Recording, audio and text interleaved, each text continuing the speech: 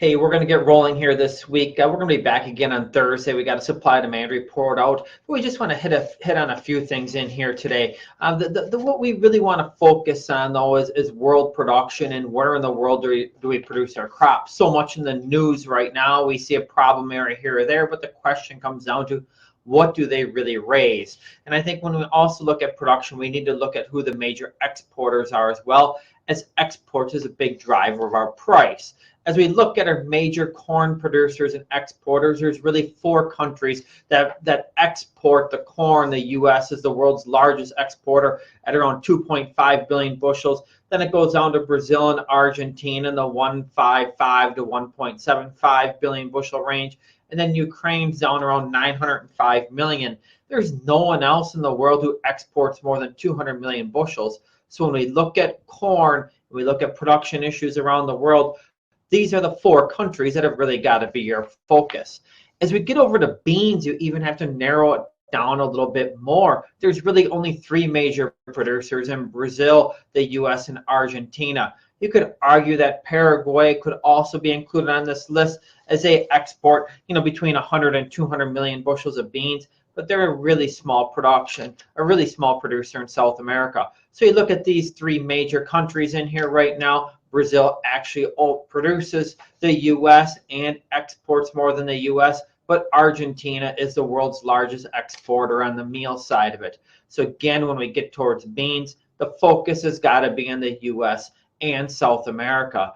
When we get to the wheat market, this is where it gets a bit messy. I mean, when you start at the top in here right now, you've got the EU as the major world producer, and then Russia and Australia, US, Ukraine really round out the top five. You probably should include Canada in there as well. This 796 million bushel production was last year's drought year. Typically, they're near where Ukraine's production lies. So now when we talk about some weather issues in EU, you can see where it has a significant impact on the wheat market. The other thing is you can see where the whole Russia-Ukraine war is having an issue or having an impact on the wheat market. Then it follows back into Australia, Canada. We put India in here on the bottom as they are expected to export around 312 million bushels this year. But keep in mind with India, last year they exported less than 100 million bushels. The previous year, it was less than 20 million. They become an export player in here now because of price and the fact that their carry-in stocks have increased. They're typically not a player on the world market, and if they are offering wheat, it tends to be historically expensive.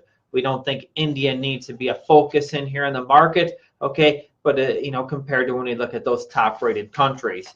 Now, as we want to round out today, and again, we're just keeping this thing short. We're going to be back in here on Thursday and back on Thursday because we have the supply demand report out, and this is a big report. And the reason why it's a big report is it gives us our first look at the 22-23 marketing year, and the USDA will put out estimates. They're probably going to come in with trend line yields. That's historically what they do. And then the biggest dilemma comes in, where are they going to put the ending carryout levels?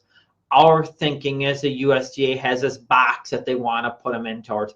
And we look at the corn carryout coming in the 1.2 to 1.5 range, bean carryout 275 to 375, wheat somewhere to 600 to 700 million bushels. We just don't think the USDA wants us to report to be overly bullish or overly bearish when you start looking ahead to the 22-23 crop year.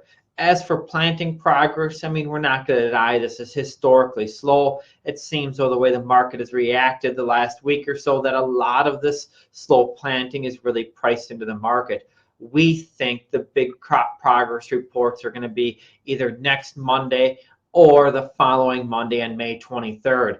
If we can make some significant progress this slightly late spring, this is not going to be an issue. The biggest question is, will the weather allow us to catch up? We expect a volatile report on Thursday. We'll have a lot of numbers to work through. We'll get back to you then at that time. Any other suggestions for our webinar, please let us know. Have a great day and safe planting.